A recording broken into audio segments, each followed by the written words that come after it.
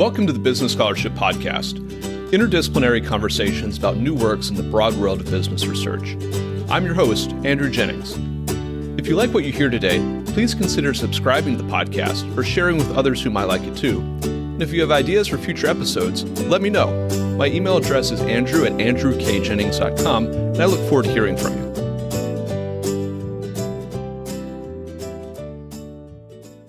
Our guest today is Julian Arato, professor of law at Brooklyn Law School. We'll be discussing his paper, The Elastic Corporate Form in International Law, and I'll link to the paper in the show notes for the episode.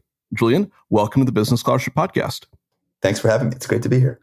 Julian, listeners are probably familiar with the basic attributes of American business entities. That includes limited liability for equity holders, the transferability of equity interests, the separation of ownership and control, a distinct legal personality for the entity. Does the corporate form have these attributes in other countries too? And whether yes or no, what does that mean for international investment? One of the sort of basic facts about corporate law everywhere in the world is that, at least in most advanced economies and pretty much everywhere that has a corporate law, that has the modern corporate form, these 5 characteristics that you mentioned are pretty much always present. It's one of the most useful facts about the corporation for conducting cross-border business. And it accounts for, in my view and in many others' views, why the corporate form is ubiquitous in transnational investment and various other forms of international business operations. It's a dependable form. It's one that you can depend on across different jurisdictions, and its features are pretty much at their core the same. Whether you're talking about British company law, German corporate law, French corporate law, Japanese corporate law, whatever. That's not to say that the rules relating to each one of these details is the same everywhere. Of course, there are differences, but at bottom, the 5 sort of features that Crackman and his co-authors identify are in some way present, right? Limited liability might be a little stronger in some countries than in other countries, sure, but limited liability is at the essence of the corporate form everywhere. Separate legal personality is at the essence of the corporate form everywhere. Transferability of shares as well. So at bottom, this is something that you see everywhere, and it's not purely contingent or accidental, right? This is a highly efficient form, a highly efficient mode of doing business.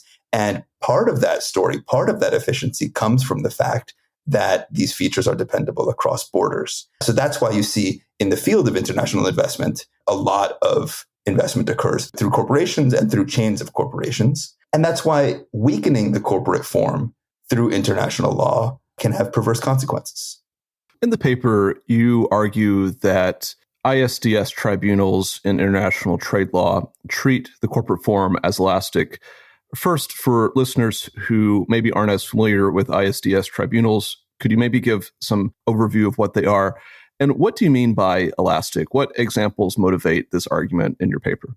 First, let me add something before talking about international investment law. It's worth saying that in public international law, general international law, the corporate form is pretty stable. And this is because general international law basically defers to national law to figure out the rules of the corporate form. There is no general international law statute of incorporation, right? Corporations are founded in particular countries, and international law just has rules about figuring out where a corporation should be understood to have come from, which national law applies to that corporation. This is the stuff of conflict of laws or private international law. Usually it's going to be the law of incorporation or the law of the seat.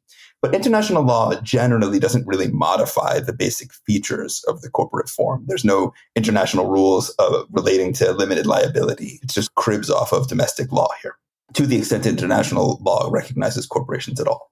International investment law is a pretty specific regime of international law, and it seems narrow. It's often, for outsiders, thought of as a remote corner of international law, but it's actually one of the most robust regimes of international law that we have, with over 3,000 bilateral and multilateral treaties comprising this complex regime. It's also one of the most enforceable regimes of international law because these treaties key into a dispute resolution mechanism. So it's quite a powerful system, and it's one that has turned out to be intensely norm generative.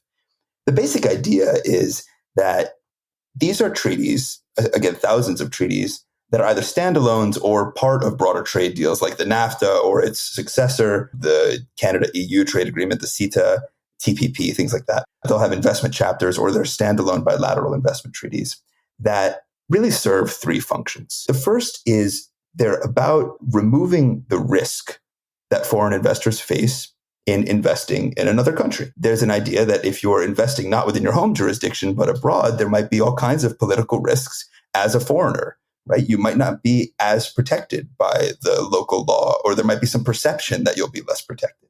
So these treaties at least purport to credibly commit the state in inviting investment to protect basic property rights, basic private rights, protections against expropriation, protection against unfair treatment in the courts, like a denial of justice, a guarantee that you will be treated as well as local nationals. That's the national treatment obligation. And so the first idea is these treaties are meant to remove foreign investment risk, specific risks relating to investing across borders. The second risk that these treaties seek to remove is the risk that if there is a dispute and your rights are violated, you don't have to rely on domestic courts that might be hostile to foreigners, right? They allow you to compel the state, an individual, a private individual, to compel the state into compulsory arbitration on the international plane between neutral arbitrators. The state and the individual each appoint an arbitrator and they appoint a president. And so there's sort of neutral third-party dispute resolution, and it's compulsory. This is almost unique in international law. Very rarely can individuals sue the state. And the third thing that they do is they provide very powerful mechanisms for enforcement through the New York Convention on the Enforcement of Arbitral Awards or other enforcement mechanisms. And so this avoids the risk that if the state loses a case, it can simply refuse to pay up because it's a sovereign state. So it's a really powerful mechanism. The whole point of this thing is to promote foreign investment. It's supposed to be a credible commitment by the state that it's going to play by the rules that it sets out in the hopes of getting potentially recalcitrant investors to come in. Or, put in a more sophisticated way, it should reduce price, right? It should have salutary price effects. Fine. That's all good and fine in theory. The problem, at least there's a lot of problems with this regime, and there's reams of scholarship on it. But the problem that I'm identifying here is this is exactly the kind of regime that you would think would be sensitive to ensuring the efficiency considerations of these well-honed business entities like the corporation and other business entities to make sure that foreign investment is done in a way that's efficient. And yet, here we have a regime that turns out to play really fast and loose with the basic expectations of the corporate form found in every national jurisdiction. All of a sudden, when it comes to investor-state dispute settlement, or ISDS, the compulsory adjudication that I mentioned before, arbitral tribunals are here highly reverential to some aspects of the corporate form. They're completely dismissive of corporate formalities.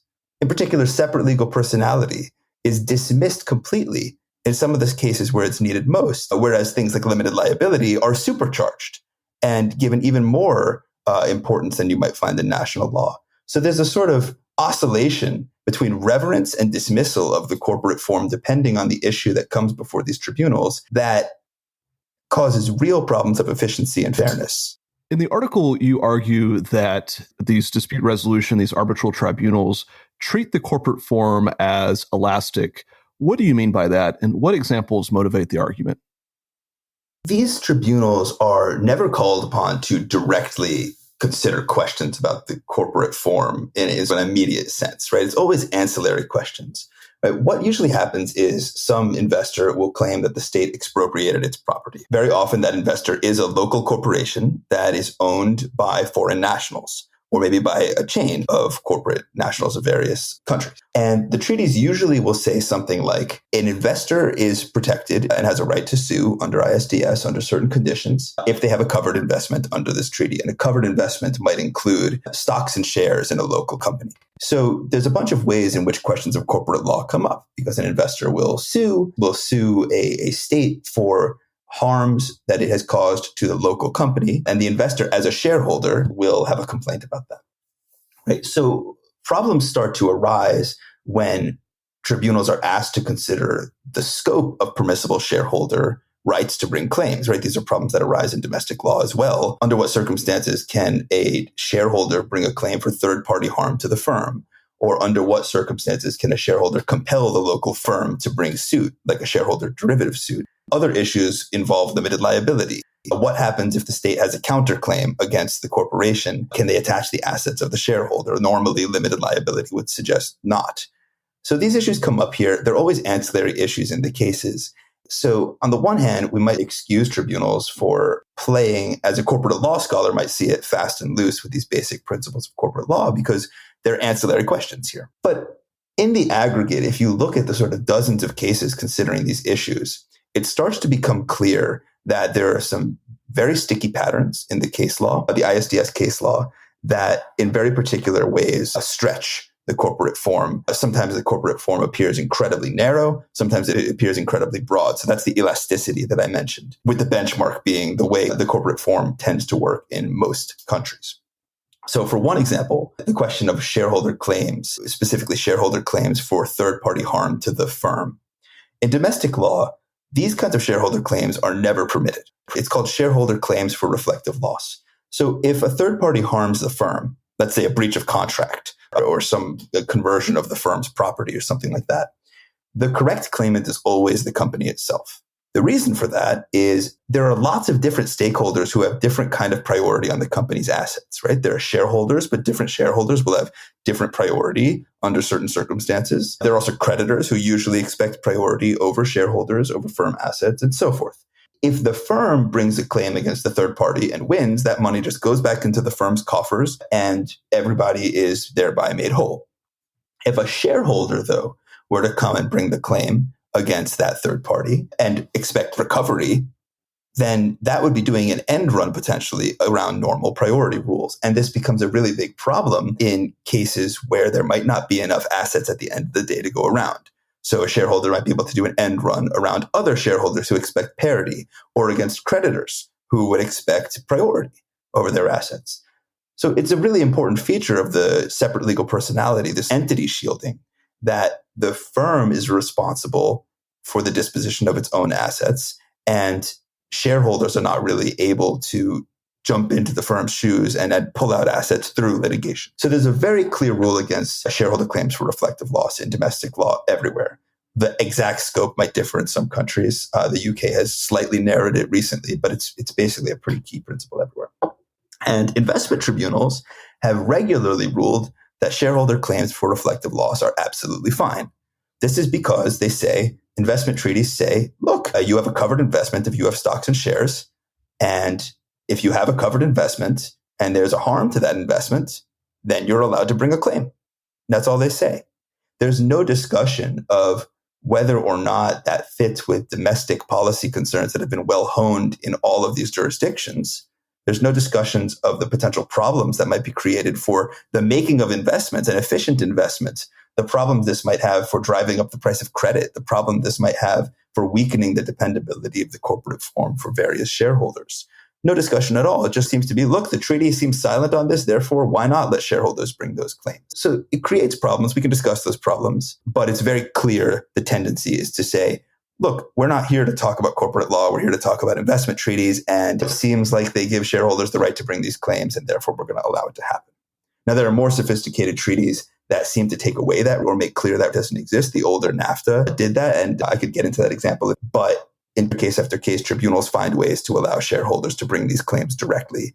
Claims for third-party harms to the firm, like when the state expropriates the firm's asset or takes the company. On the other hand, there are cases where tribunals have to consider whether or not they should look through the corporate form. For example, when there's a counterclaim against a corporation and the corporation is impecunious, and the state says, well, okay, so the corporation is just a shell company. They're actually owned by some giant multinational, which has plenty of money. So let's attach that multinational's assets, right? And there the tribunal says, oh, no, we would never do that. That would be a violation of the fundamental expectation of limited liability, a core feature of the corporate form. Now, mind you, the investment treaty says nothing about this either. But all of a sudden, policy considerations about limited liability as a core feature of the corporate form come to bear.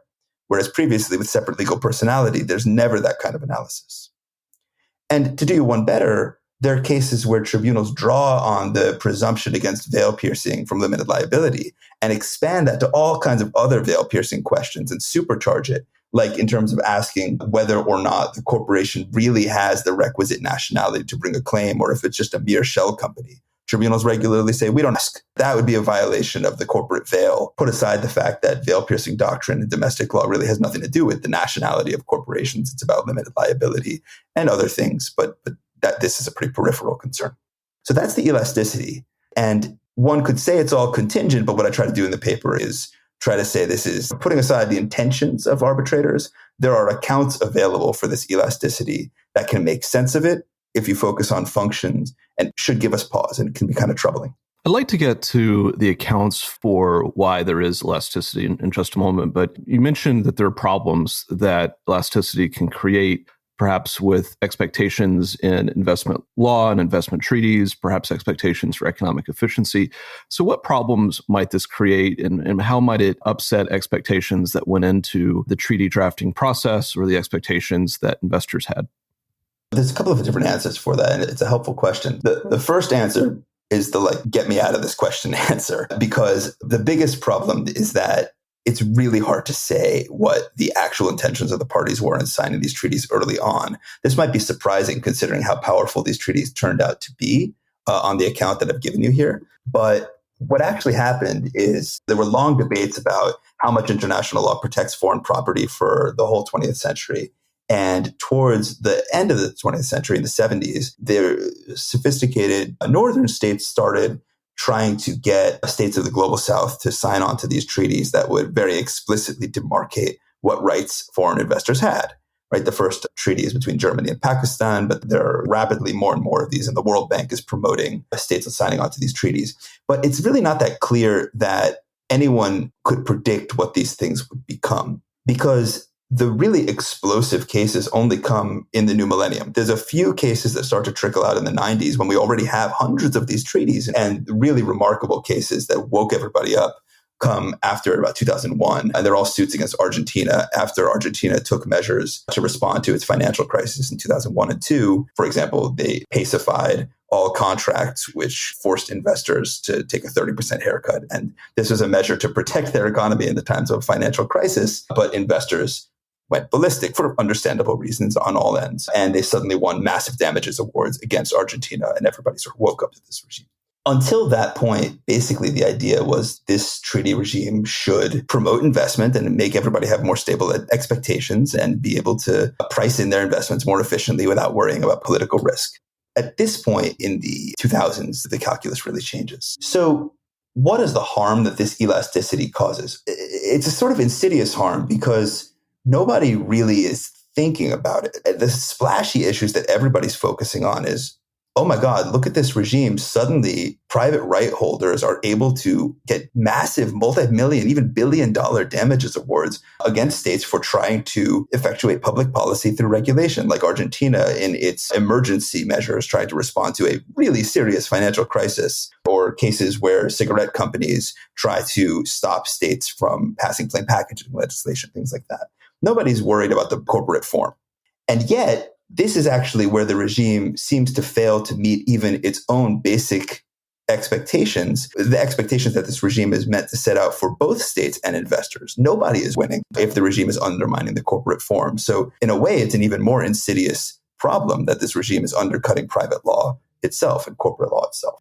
You asked me, what are the perverse situations that it creates? Well, there's two different kinds. So first, the jurisprudence on shareholder claims is problematic. The jurisprudence on corporate nationality is problematic. Both are problematic in their own way. As I said, with shareholder claims, the problem is that these rules will tend to weaken the value of the corporate form, drive up the costs of credit. They'll make the corporation less dependable for those who fund corporations, creditors, because all of a sudden you can't know if shareholders can sneak in and gut the firm of assets at the moment where things are most critical. They weaken managerial control because a really important part of managerial control is deciding whether to litigate or deciding whether to try to make peace with the state and preserve the relationship. And all of a sudden you have shareholders breathing down your back trying to pull out all their money right now. In domestic law, you can't do that sort of thing. Here you can. So that's all very problematic. Similarly, with corporate nationality, this allows intense treaty shopping where a firm is able to just incorporate subsidiaries anywhere in the world to take advantage of bilateral treaties that they might not normally have been able to take advantage of. And it turns even a bilateral commitment between, let's say, the United States and France into essentially an offer to arbitrate with nationals of any country in the world that are smart enough to just create a subsidiary in France and structure their investment through it. That wasn't really the deal. As I said, it's not really clear what the deal was, but it is clear that it wasn't that. So those are both problems, but they're not problems of elasticity per se. They're problems with how this regime has interacted with corporate law. The elasticity problem, the idea that in some place the jurisprudence is very protective of the corporate form and in another place it isn't, is about the certainty of the form itself. The problem of the elasticity is that it becomes really hard for investors to know the meaning of this previously ultra dependable vehicle for doing business. All of a sudden, in this one seemingly narrow context, but one of incredibly critical importance in very specific investment situations, the corporate form, the good old dependable corporate form, just doesn't have the meaning that we've always thought it has. And it's very hard to know what the limits suddenly are. And it just upsets the balance in every way. A few moments ago, you mentioned that there are some accounts that can be offered for elasticity in corporate law. Are there any doctrinal or policy or ideological explanations for this phenomenon? And does it reflect any biases, perhaps, on the part of arbitrators or other actors in the ISDS process? There are a few possible accounts of this, and I think I'm partial to one or two of them. But just to take a few off the board, the first thing one might ask, isn't there just a doctrinal explanation for all of this, right? All of this elasticity. This is a special regime of international law, a regime of investment treaties that carves out the usual international law rule that we just take a page from domestic law and treat the corporate form the way domestic law treats it. So that's fine. States could sign a treaty that changes the law, just the same way that a legislature can change corporate law. No problems there. The problem is that if you look at the treaties closely, it's not really clear that they do this. The whole notion that shareholders have a right to bring a claim for reflective loss, indirect shareholder claims, comes from the fact that shares are listed as investments. So it says shares and stocks and shares are covered investments. And if you have a covered investment, you can bring a claim at international arbitration. Fine. But nowhere does it say that stocks and shares are the same kind of investment as property or a contract or intellectual property. All of those things are covered investments, but they're not the same. Each one of these reflects a different package of rights determined by domestic law. And stocks and shares, the rights that are included there, don't include the right to speak for the firm. They never do, except in very limited circumstances of shareholder derivative suits, very limited circumstances. The treaties don't really tell you that you should treat a stock or a share the same way that you would treat classical Blackstonian property. It just doesn't say that. Similarly, the treaties aren't crystal clear. Corporate nationality shopping is totally fine. It gives some indications and hints that it's possible, but it's not totally clear. So there's no doctrinal explanation for all of this elasticity in the treaties themselves, no positivistic explanation. It's just that tribunals have fallen into a habit of ruling that way. So this is really judge-made law. If you were in this field of international investment law, the gut instinct would be to say, okay, none of this is that surprising. The investment tribunals do weird things all the time. And what usually accounts for that is an intense bias against states and a bias for investors. I'm giving you the usual line that you'll hear. This is not my line, but there's a very common line that tribunals tend to be biased in favor of capital. And I think that this is wrong. Put aside the question of whether in general the whole regime is stacked in favor of capital or against states. There is a basic asymmetry to the regime that only investors can sue states and not vice versa. And there are some pretty remarkably troubling awards that are very pro-capital and against the sort of public interest. I take a more moderate view on the general question, but that's not really at issue here. At issue here is an elasticity in the jurisprudence on the corporate form that turns out to be really problematic for both states and investors. If you really understand what the jurisprudence is doing, it's not useful certainly it's problematic for states who are finding themselves getting sued by potentially dozens of shareholders, allows shareholders multiple bites at the apple through different subsidiaries. It allows potential double recovery, all kinds of problems for states. But for investors, as I've argued, there are real ex-ante concerns for this jurisprudence.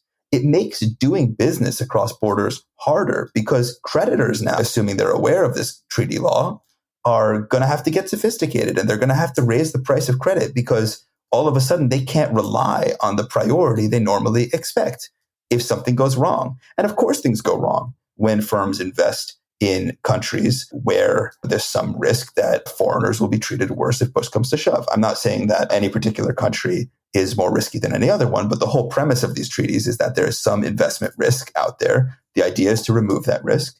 And if all of a sudden creditors find that they're going to bear the brunt of that risk, the price of credit is going to go up.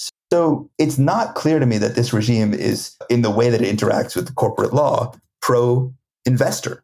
It actually seems to be problematic from both the perspective of the state and investors, which is a counterintuitive result. What I try to do in the paper is sit back and ask, okay, who really does benefit from this jurisprudence? And it turns out that the jurisprudence always seems to have one kind of effect. It always seems to expand the ability to bring claims. It always seems to open the door to more and more claims. It's claimants who benefit from this regime. And as I mentioned, the regime is asymmetric. Only investors can be claimants. But the interests of an investor as claimant don't necessarily align with the interests of an investor ex ante in the making of investments. Right? Once you're at the point where you want to bring a claim, things have already gone south. And these are often bet the company cases. These are massive, as I said, billion and $1 million cases. So the ex post interests are get as much money as you can, smash and grab and get out because you're out of business. Right? You don't bring an ISDS dispute if there's any hope of continuing the relationship, usually, at least not if you're the company. But even for shareholders, this has got to be the end. So the interests of claimants are always served here, but the jurisprudence actually can be quite inefficient from the ex ante perspective for making investments down the line. You could think of it as a very sort of ex post rule in that it favors claimants ex post, but it doesn't actually favor investors or the making of investments ex ante. So the big move that I try to make is separate a claimant from investors there. What takeaways does this article offer for listeners and perhaps any participants in the international investment law community or practitioners in the international investment law community? I think it offers different things to different groups. My hope is that it is a contribution to the sort of private law and corporate law space, which shows that in a regime of international law, which is structured with the interests of really sophisticated companies and sovereign states in mind, so pretty sophisticated actors, we suddenly see a really surprising result in how this robust treaty-based regime grapples with the corporate form. Come to expect certain basic things of the corporate form everywhere in the world, and suddenly this international regime for the dealing with cross-border property and contract disputes is blowing up everything that we've come to expect. And it does so for very strange reasons, but some of those reasons, if you really drill into it, aren't necessarily that surprising. It's about interest, it's about power, but it's just about making sure we figure out whose interests and powers are being served. It's a really interesting case study for the corporate form that I think is probably unfamiliar to most working in that space and allows us a foil to test some of the assumptions that we've come to rely on in corporate law space. I also take the paper to be a contribution to the investment law literature and also a contribution for the reform of international investment law, which is a major project in the works today, especially at the United Nations and the UN Commission on International Trade Law. I think the big takeaway here is there's plenty of work done on some of the individual tenets of this article, right? I've written before about shareholder claims for reflective loss. There's other writing out there on corporate nationality shopping. It's not exactly new. But what really hasn't been noticed is that these various strands of how investment tribunals grapple with these different areas of corporate law, that these different strands just are incommensurable. They don't make sense when you hold them together. These are areas where tribunals have been surprisingly consistent. Usually they're really inconsistent. And yet, if you hold them against each other, there's this very surprising tension in how far these tribunals revere the corporate form.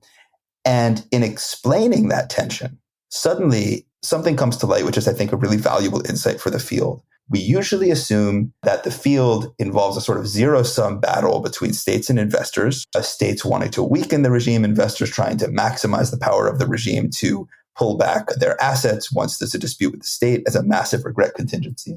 And I think what this article shows is that some issues actually aren't zero-sum. There are some things that this regime does that are problematic, intensely problematic for both states and investors, at least ex ante, even if they serve the interests of investors in their capacity as claimants ex post.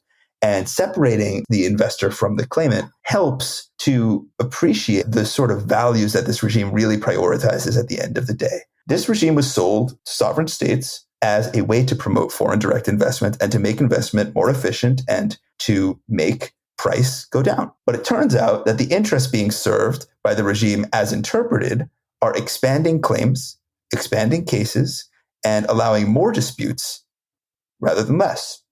Now, that might be in the interest of access to justice, right? One could make that argument. But this regime was not sold as a regime for the promotion of access to justice. It's not a human rights regime. This regime was sold as a mechanism for increasing investment and making investment more efficient. And if it's pursuing access to justice at the expense of those things, that seems to me to be intensely problematic and should be something considered by those thinking about how and where to reform it. Our guest today has been Julian Arato, professor of law at Brooklyn Law School. We've discussed his paper, The Elastic Corporate Form in International Law. I'll add a link to the paper in the show notes for the episode. Julian, thank you for joining the Business Scholarship Podcast. Thank you so much for having me. It's been fun to talk about this.